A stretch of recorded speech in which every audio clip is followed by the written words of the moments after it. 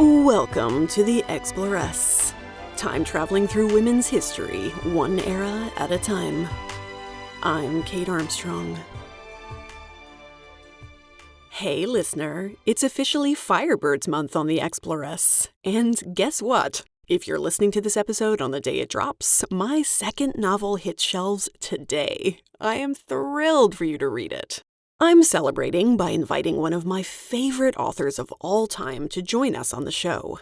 Ryan Graudin is the award-winning author of many books for young adults and children. Her debut adult fantasy, The Enchanted Lives of Celeste Artois, is also out today.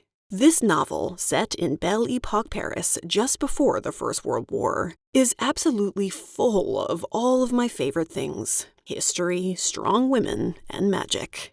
Join us as we talk about her truly enchanting novel, how she used history as a springboard for writing it, and what she discovered along the way. Get ready to slip into a magical salon and dance the night away. Let's go traveling. But first, I want to remind you that if you pick up a copy of Firebirds by September 4th, I'll send you some very special prizes, including a signed bookplate and some Nightbirds-inspired art. To find out how to claim it, just check out this episode's show notes or go to my author website, katejarmstrong.com.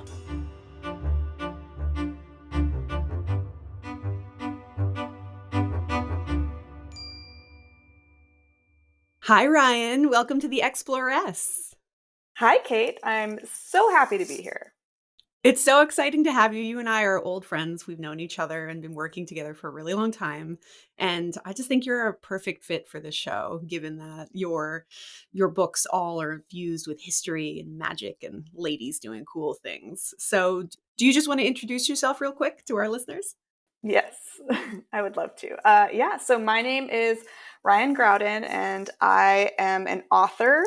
I have written a lot of different books. It's a little, so I've written middle grade, YA, and my newest book that's coming out on August 27th is my adult debut, The Enchanted Lives of Celeste Artois, which is what we're mostly going to talk about today. But that is technically going to be my 10th book on the shelves.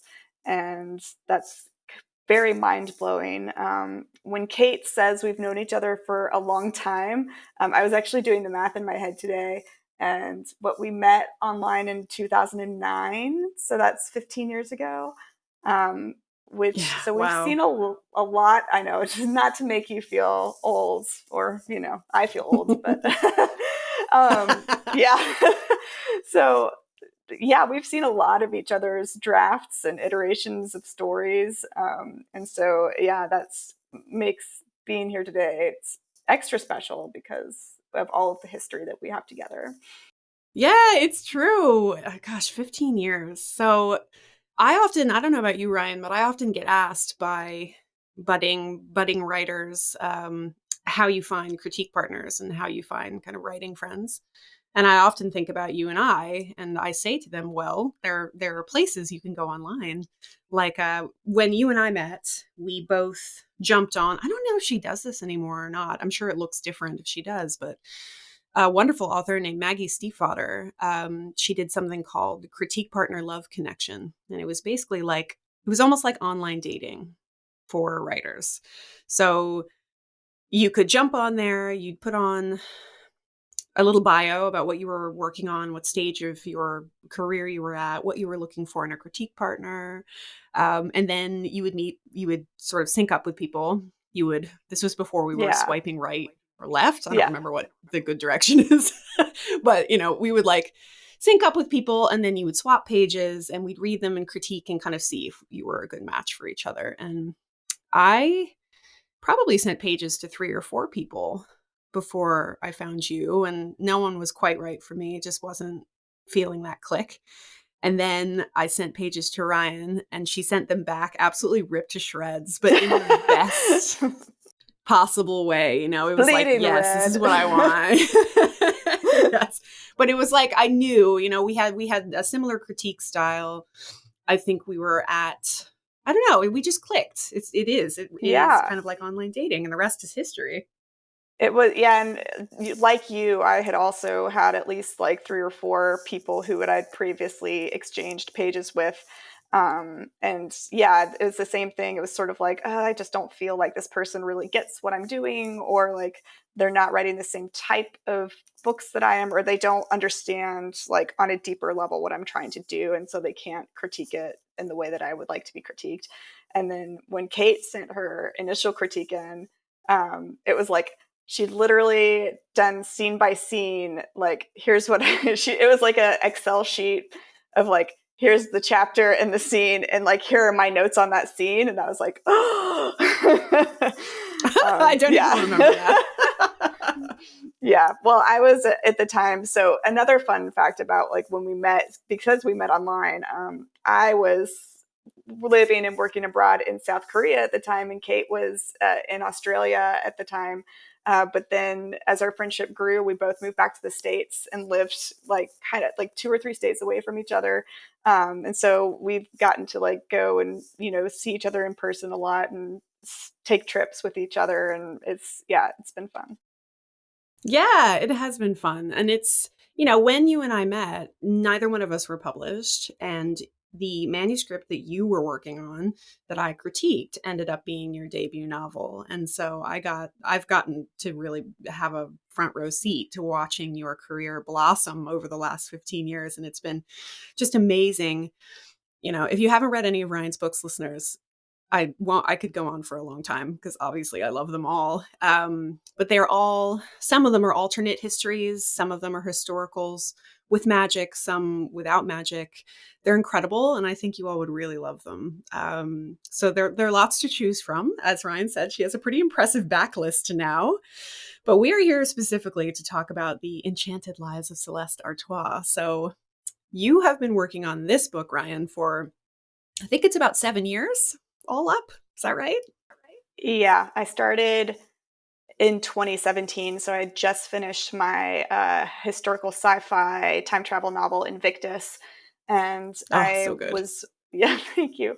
And so I'd finished that, and I was kind of like looking and brainstorming of what I wanted to work on next.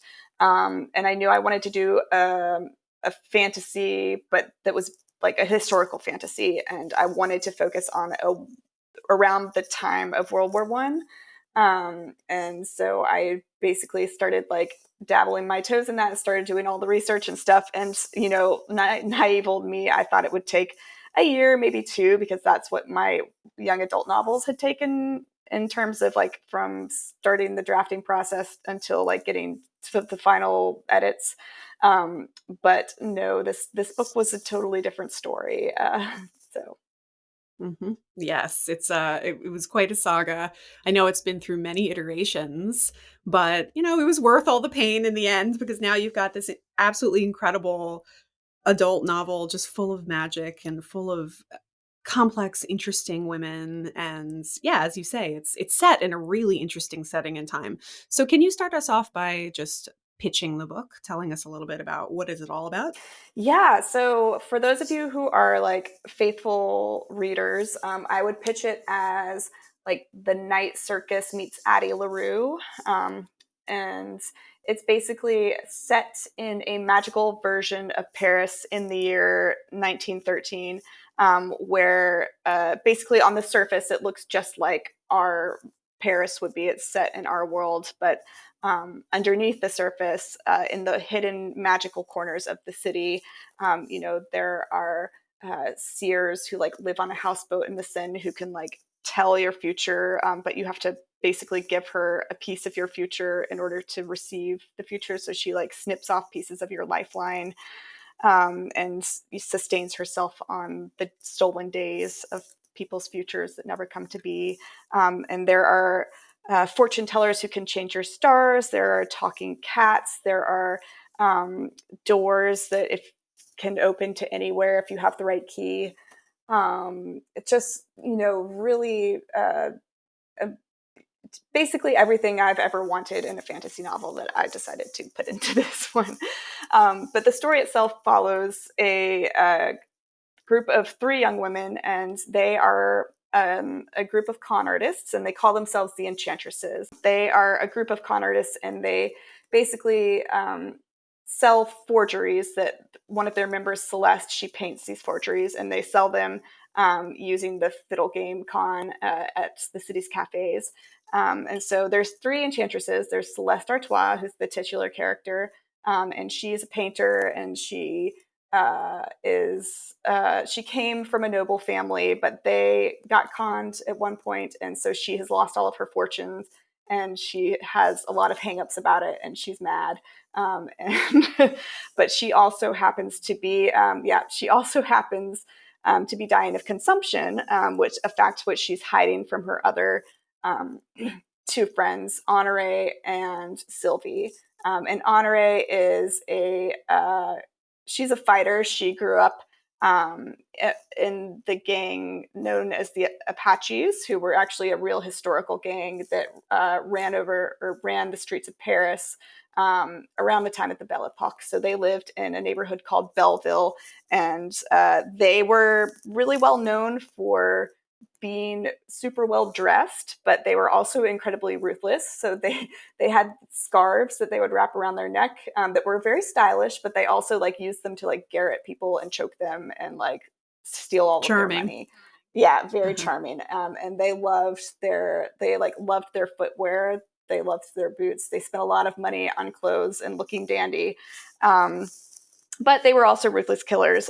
So Honore escaped a very tumultuous past in that setting, and she's now disguising herself with a man's name that she stole from a grave. They currently camp out in Père-Lachaise, which is this beautiful graveyard in Paris. If you're ever in the city for a visit, it's definitely worth a wander because it has just the most gorgeous graves.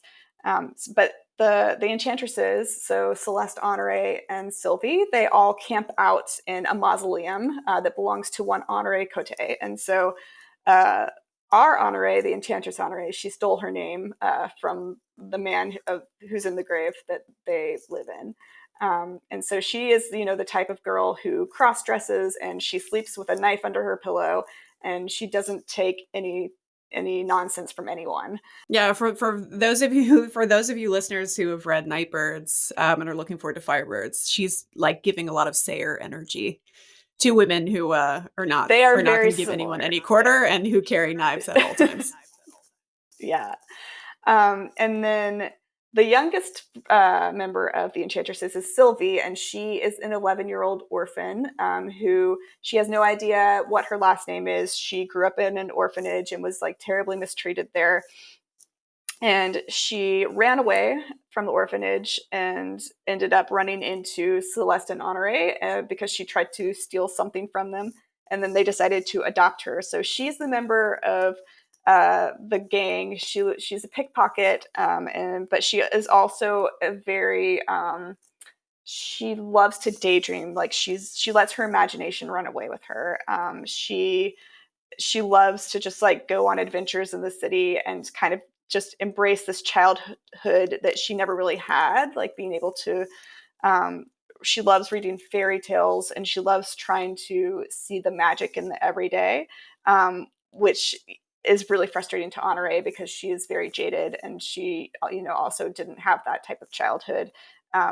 But it actually becomes an asset to Sylvie when they realize eventually that magic is real, and Sylvie is really good at it because she has practiced in daydreaming and being able to see things that other people would readily dismiss, like moving statues and magical alleyways. And she's the kind of person who will stop in front of a door and be like, oh, I wonder if this goes somewhere. Is it locked? And like try to open it, and then she accidentally like stumbles into a completely different like country or a place that she's not supposed to be. So there's a lot of wondrous elements to this magic. There's a salon in the Latin Quarter that's hidden and tucked away, and it's a magical artist salon where artists can bring their imaginations to life. So they can imagine a fiery tiger, or they can quote William Blake's "Tiger, tiger, burning bright in the forest of the night," and then they can literally pull the fiery tiger out of their head and conjure it into like being. So you can imagine anything there if you believe in it enough. And the imaginations will come to life. And then, so the salon over the course of a night just like fills with all of these wondrous, beautiful things, like, you know, imagined dresses and painted landscapes that these artists make, that you can like wander through a cityscape that Picasso painted, or, you know, you can drink these beautiful cocktails that taste like your favorite childhood memory. And so, yeah, there's a lot of beauty in the magic. But there's also a very dark side to magic too. And that is what Celeste finds herself caught up in. She stumbles across this beautiful artist salon.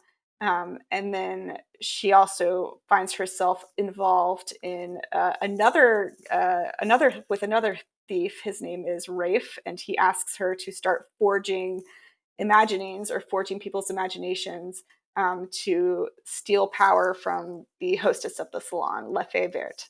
And they're doing that for a not so great guy who doesn't have a name. He's actually my nameless villain, but he basically is. Think of a shadowy devil figure. He's Yes, that.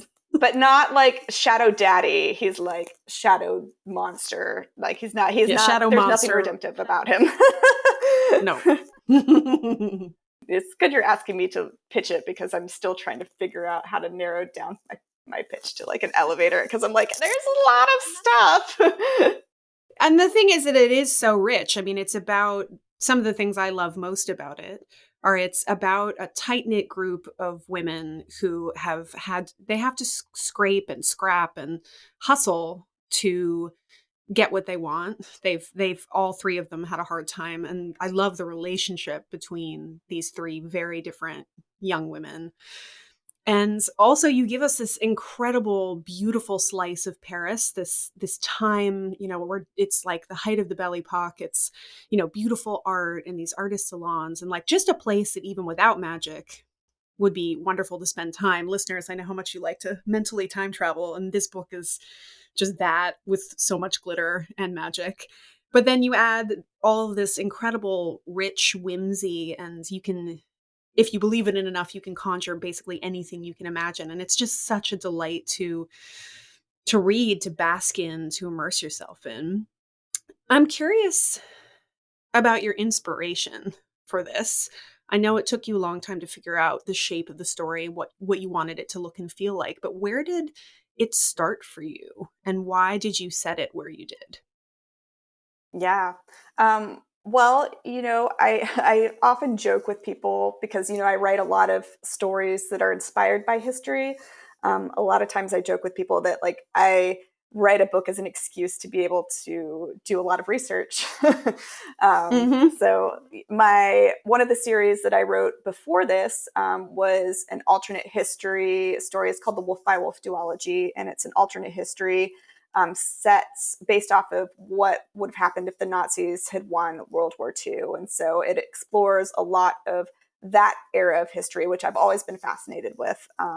And I got to do a ton of research on, you know, the Second World War and all of the players involved in that. And that was really, really cool, but really grueling as well. And so I took a break and wrote my time travel book. But after I wrote my time travel book, that was around the time where I was actually doing a lot of traveling. And I was lucky enough to travel to Australia, and then other places in the Commonwealth. And I was noticing as I was overseas, that there were so many monuments to World War One, to the Great War. And, you know, as an American, I found that, you know, very odd, because we don't have really any public acknowledgement of that conflict, even though we were involved in it for the better part of a year. And so I really wanted to learn more about World War One, because our schools don't really, my school certainly didn't teach it. I had a pretty abysmal history teacher for US history, and she skipped all of the wars because she thought they were icky.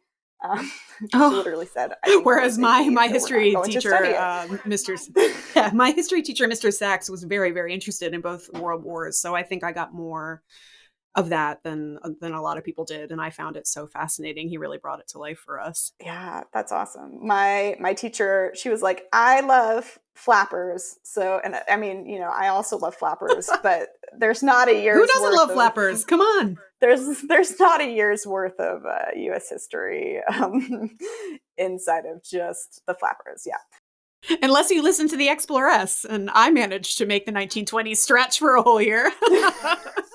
I'm actually immersed in the 1920s right now in research for the book I'm writing next. But yeah, I love all Yes. that. But anyway, yeah, so I decided to challenge myself and learn more about World War One.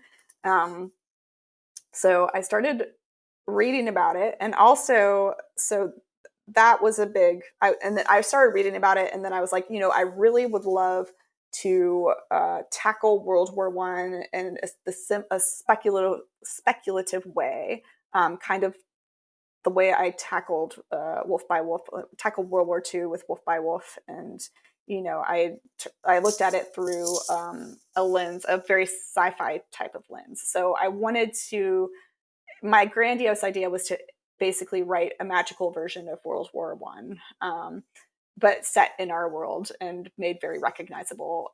Just you know, with dragons or that type of thing. Um, Mm-hmm. and I was also writing it as a YA book at the time. I was like, it's going to be a YA trilogy. And, I had my vision all mapped out. But, of course, as you start to write it and then it doesn't quite, I just felt really stuck. And my editors were like, no, this is not, like, this isn't working. This isn't working. But I found I was really drawn to, like, there's this like 2 or 3 page introduction where you are drawn into magical Paris, like, and it's told from like the second point of view. So it's talking about you, as in you are the character, and it's guiding you into Paris to the Fontaine Saint Michel, which is right by Notre Dame, and you basically stop and you stare at the chimera dragon, who's one of the pedestals, and he turns around and stares back and he comes to life, and then he like leads you into the magical salon, and then you realize, you like take a sip of the cocktail that tastes like a childhood memory, and you realize that, like, the wallpaper flowers are starting to unfurl, and there are green songbirds like swirling around, and the cigarettes that everyone are smoking actually, they smell like cinnamon, and the clouds are taking like whimsical shapes as they leave people's mouths. And you realize that magic is real. And so that opening section, I was like, I think I can't get rid of this. Like, there's something here that I need to explore more. So I basically cut every single thing down back to that one scene and then started over again. And another huge inspiration for this book was Paris. God, I love Paris. It's one of my favorite cities in the world. I've done a lot of traveling, and I have a lot of favorite places, but Paris, like, I would just go there in a heartbeat. I would love to, it's like every writer's dream is at one point to live in Paris, for sure. Mm-hmm. Um, but there's just something incredibly special about the city. Uh, it just has its own magic, and when you're there, you can just feel it as you're walking around. And it was also just like the perfect setting for a magical book. Like, there's as you get to explore the landscape of the magical Paris, you stumble upon magical bakeries and enchanted bookshops and um, things that are very Parisian, like, uh, but you have a magical twist on them. And like you said, like, the Belle Epoque era is just so, like, it's just so visually interesting. Like, I love all of the Art Nouveau designs, and I love the artist like Alphonse Mucha, and he, did a lot of work in Paris as well. And I just all of my Pinterest board is just like filled with his art and the idea of just that aesthetic. I really loved. And so the year 1913 made a lot of sense to me as I was starting the novel, that I wanted to begin it there in this era of like beauty and promise and possibility, because that's what the world felt like right before the Great War. I don't know if many people know this, but like right before everything fell apart, like everything was doing really great. Everyone at the beginning of the century, everyone's like, well, there's nowhere to go but up. Like humankind has progressed past like the point of warfare, and like, kill it. Like basically we're better than we were before, and we're not like, they basically couldn't conceive of a conflict, like of a worldwide conflict ever happening again. And so it's, yeah, really interesting to research that time and realize that, there are a lot of parallels between then and now, in terms of like they were in a really golden age of prosperity, and it was just full of promise, and then it took one assassination, and then everything fell apart, because the war sucked in a lot of artists and a lot of people who were, they'd lived in this bright and golden world, and then they found themselves faced with, this living hell on earth. And so, yeah, we start in a magical version of 1913, in La Fille Verte's Paris, and it's, don't know if you guys know, but La Fille Verte is in French the green fairy, but she's like the spirit, the absent spirit who would come out. They said this green fairy who would come out and basically like drive artists insane or be amused for them, as they drank her, as they drank it. And so she's this like magical woman who basically collects artists' imaginations and uses it to fuel her own magic. And she's kind of like a patron saint for the city almost. And it's beautiful. And then, but the shadows are coming in, and the world is slowly starting to shift into a darker sort of magic. I was determined. It went through several iterations, but I was like determined to keep the war in some way, shape, or form. Because my editor was like, one of my editors at one point, she was like, you keep calling this thing War Book, because that was my nickname for it for a long time, obviously, because I based it off of researching World War One. She's like, but I just love your descriptions of the Belle Epoque era, and like, why don't we just focus it on like just this time? And I was like, okay, we can shift a lot of focus there, but like I have to integrate the war somehow, and that was just maybe to my detriment, but No, I don't think so. I think it made the hill you had to climb a little more treacherous for sure, and maybe a little bit longer. But like you say, you give us this beautiful, glittering, magical Paris, but then you have the shadows of the Great War, and then everything the Great War costs. And that helps to deepen, I think, like they work together so beautifully, like to highlight each other. And the war gives a sense of danger, of, like you said, everything crashing down, and its sense of immediacy. And yeah, I think I can totally understand why you wanted to keep it, because it's this balance of light and dark. And how could you set a book in 1913 and not have World War One in it? and be like, and then everyone lived happily ever after, all the way to the Spanish flu. Yeah. No, and actually as I was researching World War One, another really big inspiration that or something that really stood out to me as I was reading all about, the soldiers and the trenches and these horrible conditions, and just like the war dragged on and on and on. One of the things that really struck me was the fact that this conflict had some of the biggest outpouring of art, from the people who were involved in it. So especially soldiers who were in the trenches, they wrote tons of poetry. They painted. They made jewelry out of shell casings. They took Mauser rifles and carved sculptures out of the butt ends. And they were just so desperate for life in this like horrible, dismal wasteland, that they just kept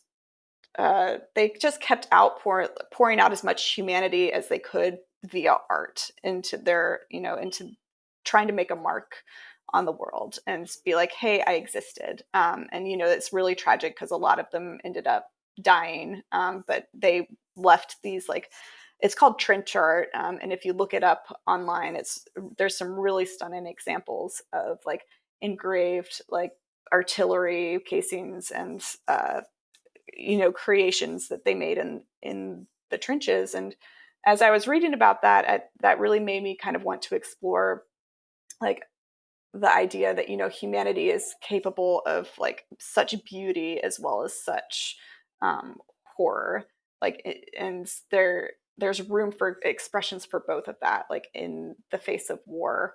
And so I wanted to, yeah, that's part of like the theme of the book, is just exploring like how far humanity is willing to go on both sides. Yeah, and I think the wanting to leave your mark, that's a big theme for Celeste, who is, as you said, is dying and is trying to do anything she can to keep that from happening. But also, she's an artist and she wants to leave her mark. And I think that's part of what art is wanting to create something beautiful and wanting to create something that lasts beyond you. And you see that really running through the whole novel. So let's talk a little bit more about the history, the research you did, the kinds of things that you found. I'm particularly interested. We've talked about the Apache gang a little bit. I'm also interested to hear about just anything. The book does a great job, I think, of reflecting what life was like for women in this period, for sure. And I'm also interested to talk a little bit about Russia, about you find ways to take us to Russia in this novel that are so interesting, and we meet some pretty famous historical characters. So what kinds of research, what were some of the interesting nuggets that you found in researching? Yeah. Oh man, I one of the things I just I love writing historical novels because like I love hunting down the little tidbits that are just so bizarre and weird that there's like no way that you think they're real, and then you get to incorporate them into like weird storylines and no one knows that they're real because they read like fiction. Um, One of the absolute best stories or best historical facts that I found a way to integrate into the story, um, is so there was a woman named the Duchess de Usis, and she was actually the heir to the Vive Clicquot fortune. And she was also one of I believe, the very first women in France to get her driver's license. And she loved racing her car. Like she loved driving race cars, and she was just like this really great, fabulous, adventurous socialite. Well, in 1913, actually, I believe, no, it was early 1914. So I couldn't actually pinpoint the exact date of this, but I have found several references in newspapers and other sources that talk about. So she threw a fete at her like Parisian palace, and at this party, she had party favors that were wigs, and she gave out colored wigs to all of her guests. And so there's actually a really cool, I hunted down a really cool visual in the magazine called Les Illustrations. I don't speak French, so hopefully that's an okay pronunciation. But she also had a photographer at the party, and he took photos of all of these noblewomen in like these bright orange and fuchsia and purple wigs, and pink. And the Duchess de Usis actually had on like hers was blue and had curls on it, and it was like fit her skull like a bathing cap. But everyone was so excited about, so it got published in this magazine, and that kind of set off this, people in London and New York and Sydney, Australia started to see these photographs, and it actually sparked a worldwide trend where like pink-haired wigs became super popular for a while in 1914, and women were wearing fantasy-colored hair. And I loved that so much because it's not at all what you would expect. You think of history as black and white, or at least in shades of sepia. But to think that they also loved pink and purple and blue hair is really fun, and kind of helps me bond with these historical ladies as well. So I found a way to weave that. Given that you have fantasy colored Yes, hair as I well. know. Yes. So I found a way to weave that party in to the story, and it actually I that's one of my proudest moments. Truly, is figuring out a way to integrate that. Yes. And I remember reading it when it was still a Word document, one of the early drafts. And you occasionally leave these little notes with links or a picture that says, this is real. This Yeah. really happened. And then a picture, which I always just love because, as you say, often there are these pieces of whimsy or things that are so bizarre that you think, well, obviously that's made up, when it's not. It's like, nope, that's Yeah. history. And then, on the other side of the spectrum, there were all of these like really terrible war tidbits. And one of them that, I was like, I found this really actually understandable, but it was talking about like the presence of alcohol in the trenches, and how like basically all of the soldiers were just perpetually like drunk all of the time. And I was like, that makes a lot of sense, because who would want to be sober in that scenario? But they rationed, especially the French, rationed alcohol to their troops, and they had a red wine that they gave their troops, but they also had something called tafia, which is a rum, and it was let's see, it was sold straight from the still, and in most cases it was 100 proof, so 60% alcohol, and it basically you could mix a few spoonfuls of it with gunpowder and drop in a match, and if it was like the real good stuff, then it exploded. So they had like exploding rum that they served these soldiers, and they they would, the tafia, they called it like one drop to make you mad. So they would like basically like take a shot before they like went over to fight. So there's also historical tidbits like that I found interesting, and was able to weave into the narrative as well. But yeah, there's so much that I could talk about. Yeah, well, I remember I have distinct memories of both Celeste and Honore. So Celeste is an artist, and as you said, she's a forger, and she's creating these pieces of art that, if it was discovered that they were forgeries, they'd be worthless, but they're very good. I mean, she's an incredible artist. She doesn't paint her own stuff for a variety of reasons for a lot of the novel, but she goes to salons, she goes to bars and hangs out with artists, but most of them are men. And there's this assumption that the kinds of work that she does, there's definitely still a lot of sexism around art. It's mostly men who are in this like bohemian art scene. And I appreciated seeing her frustration at being dismissed, that her art wasn't as serious or wasn't as worthy. And then you have Honore, who, as you said, comes from, her father heads the Apaches, and that is also a very male dominated world. So she is the daughter of this incredibly ruthless man who's kind of a king of his world, but he treated her really horribly. And it seems like women in his world are either to be used and abused, or they're in the way and they need to be cleared out of the way.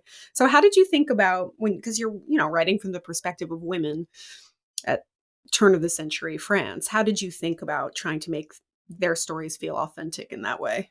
Yeah, I mean, there's definitely a lot of workarounds that I had to do. Like if I'd set it in a more modern era. So like the Enchantresses, for example, the book opens with them living in a graveyard. And one of the reasons that they do this, and they actually use the graveyard as a place to hide their francs or their gold. Because women weren't allowed to open bank accounts, and they go so far as to admit, like we can pretend that Honore is a man, like during a fiddle game, like she wears a mustache and does all this, but is probably not convincing enough for her to open a bank account and for us to like, like fool people that way. So, they had a bunch of limitations right out the gate of what they're able to do and how they're able to operate in a man's world. Because unfortunately, this, world really was dominated by men. And I do also believe that's probably one of the reasons that World War I happened, was because all of these kings, basically, like if you read about how it started, it's all of these kings were playing chicken with each other and like no one swerved. And so just like, so if even one of them had been like, hey guys, maybe we should like take a step back and like take a few breaths, do some gentle parenting, talk about our feelings. Yeah, let's talk about your Yeah. feelings. Use our words, not our actions. Then a lot of lives would have been spared, So yeah, but in terms of like, the art worlds, another thing I find really interesting is that one of the largest gatekeepers and kingmakers in the Parisian art scene was a woman, is Gertrude Stein, and she was responsible for the rise of artists like Picasso and Matisse, and she, to have her approval was like really it could make or break an artist's career. And as far as I could tell in my research, she never really endorsed a female artist. It was always men. And if a woman came into her salon, she held a salon at Rue des Fleurs. And usually if a woman came into her salon, her partner Alice would take them off to the side room and entertain them there with the rest of the wives. So immediately, women upon entrance were swept aside and dismissed. So yeah, and I found with Honore's story and the Apache gang are really interesting. So the Apaches were also known for not just their clothes, but their dancing. And they had a dance called Les Danses Apaches, I believe. And it was so violent. So it was like one man and one woman dancing, but the dance was choreographed like a fight almost. And it could become like so brutal and violent that the women women got like thrown onto tables and like ended the dance with like actual bruises on them. And so like that really says a lot about this subculture of what women's place was within that gang culture. It was not a pretty sight. So their women definitely were not valued in the way that they should have been in this era of history. And so I loved one of the things that I actually most of my main characters in this book are women. And there's, I think one of the allures for Celeste when she discovers the salon is realizing that it gives her the ability to exercise power, to like use the power of her own intellect and her own talent and her own emotion to like dig down inside of herself and create magic. And I think that's like the huge appeal for not just Celeste, but for Honore and Sylvie too, as they stumble across the salon and get to know La Fille Verte better, who is also a very powerful female figure in this book. Yeah, she's great. She is great. She is incredibly powerful. And I mean, I don't want to say too much about her because listeners, you should just read the book and discover her for yourself. But yes, she is, I think, serves in a way as a role model for all three of the other girls in terms of finding their voice and the power and creativity and what it can gain you. So let's talk a little bit about Russia. So you build us a magical door. One of our enchantresses stumbles through it into a very particular slice of Russian history and a very particular family. So can you tell us a little bit about that and why you included that? Yes. It was funny. I saw an Instagram reel the other day and this influencer, and she was saying, you were either a Titanic girly, you know, if you were growing up in the 90s, you were either a Titanic girly or a Romanov girly. So which one were you? And I was like, I was both. But it's like, I was about to say, actually, I'm offended Yeah. because I feel like I was both.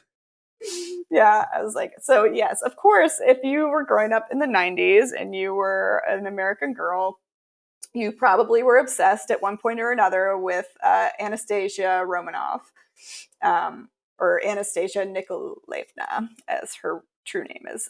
So yeah, one of the other things I loved about this era of history is that while all of these things were happening in Paris, there was also in 1913, it was in Russia, you had the Romanov family, and there is a whole drama unfolding with them, because they are involved with Grigory Rasputin, who in actual history was known as a miraculous healer. He was also known as the Mad Monk. He was a very scandalous figure in the Russian court. A lot of people did not like him. He had a really bad reputation despite being a priest, a starets, or a holy man. And the Empress Alexandra, she believed that he had the ability to miraculously heal her son Alexei every time that he was injured with, he had a condition known as hemophilia. So anytime he bumped into something or got cut, he would bleed really, really badly, and he would get these terrible hematomas, and he would, something as simple as like bumping into a table could have him at death's door.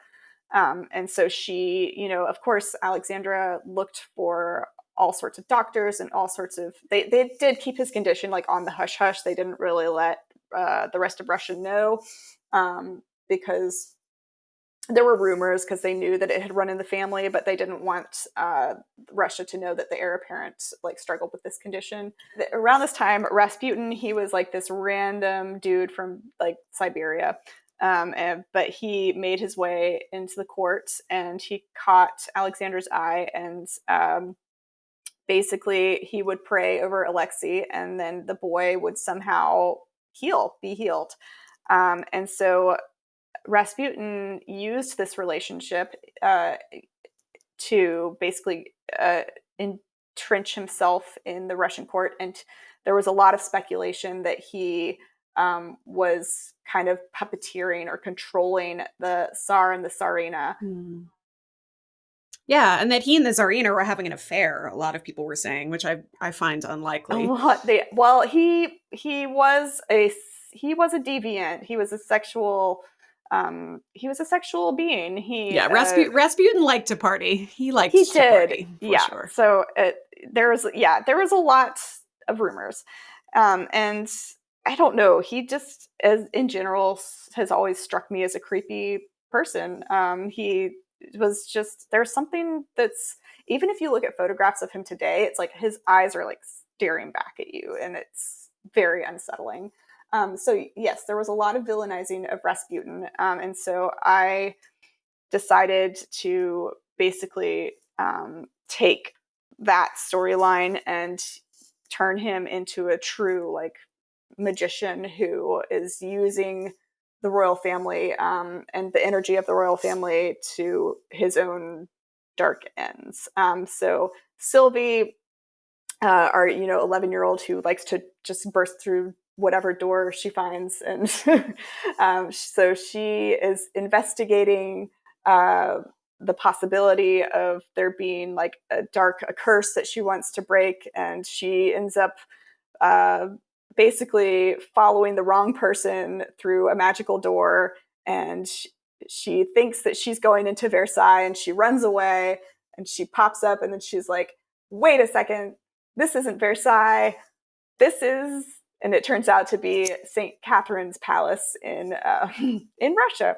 So she, and as an aside, one of Sylvie's like greatest wishes in life was to meet a princess, and so of course I had to have her meet and befriend Anastasia. And so those scenes were a real joy to write. And I did a lot of research on the Romanovs they're such fascinating figures to read about, because you know the end of the story, right? You know that it doesn't go well for them. And so there's definitely this like allure, or you can feel the heaviness in their storyline because you know that history. Yeah, you kind of, you know, I mean, if you know history, you know what's coming for the Romanovs, but it is like they are a joy to read as well, those scenes, because what you see are these teenage girls discovering magic and play and indulging in creativity together. And like, it's joyous and it's beautiful to see this real historical, very tragic figure getting to do something amazing and beautiful and empowering before that all goes down. Yeah, and like another thing I loved about researching them was like that Anastasia was truly like this really cheeky little girl. She was like the lively spirited one who all of her tutors were like, she won't sit still. And there's stories of her, like the family would go to the opera, and there's stories of Anastasia just like digging into boxes of chocolates with her opera gloves on, and just like she had just smears of chocolate everywhere, and just like she was really just loving life. And yeah, so I did love getting to know Anastasia and her sisters through that research. So, what are you most excited for readers to discover in the Enchanted Lives of Celeste Artois? Ooh, there's so much. I mean, it's like I think just like the experience. There's so many fun details that I put in. Like I explore enchanted versions of the catacombs underneath Paris. Like that was a really fun rabbit hole, or to go down, no pun intended. And then I loved, there's like this whole network of talking cats that they basically like pass Oh news my God, along. Yeah, yes. yeah. The talking cats. Yeah. And anyone who's ever owned a cat knows it's like, you know, they have a certain uncanny intelligence that it feels like they can talk. They should Yes, be able to. I know. So yeah, there's like this whole network of talking cats who passes information back and forth, and they become like the underground resistance when Paris gets, taken over by this dark lord. And yeah, I just like, there's beautiful dresses, like people get to imagine their clothes in the salon. Um, and there a whole other historical place that I got to explore was that actually existed was an artist colony called La Ruche, and it was built out of the building itself was designed by Gustave Eiffel for like the 1900s Expo, and it was right beneath the Eiffel Tower, but then it got moved to Rue la Danzig in Montparnasse. Yeah, and anyway, so it became uh, a building where artists could go and live rent free. And actually, anyone could go there, anyone who had need of a home, but it usually ended up being a sanctuary for artists. And it was called La Ruche, which translates into something like the hive, because it was so busy with. They said like the artists were like worker bees, and they each, had their little like their little studio was like a honeycomb, and so that they're all working. And so Celeste gets to go and stay there for certain points. And so I just loved being able to explore those corners of Paris, those like true historical corners. And I am really excited for readers to get to spend time in them as well. Yes. And something that you and I mean, it was really fun to watch the story evolve as I was also working on Nightbirds, because you and I, even though our stories are different and yours is more of an alternate history and mine is a history inspired fantasy but set in a complete other world, but you and I both share this like magical cocktails that that have all these amazing effects, and enchanted dresses, and just this sense of whimsy and possibility, and just all those little details I absolutely loved and found so inspiring in your book. Because like readers, I just don't think there's a book out there in the world at this moment that you're going to enjoy slipping into more than this book. Like it really is enchanting, and it's filled with this whimsical magic in a way only you can write it, Ryan. And I really can't wait for readers to get their hands on this book finally. It was a long I journey, but it's know. going to be worth it in the end. Finally. Yes. Oh, well, thank you so much for coming on the show today, Ryan, and chatting with us about your incredible work and about writing. And I'm so glad that we've been friends for 15 whole years now. Me too. Anytime.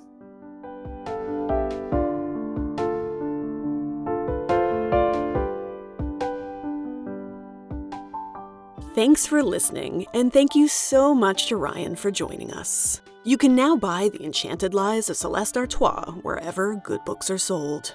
Enjoyed this little author chat? Make sure you check out my other podcast, Pub Dates, where author Amy Kaufman and I take readers behind the scenes on the publication process for our novels. And don't forget, if you want more Exploress in your life, I'm currently publishing 2 fresh bonus episodes a month over on my Patreon. And right now, you can try out becoming a patron for a whole week for free. To find out more, just have a look at the show notes or go to my website, theexploresspodcast.com, and click on Become a Patron.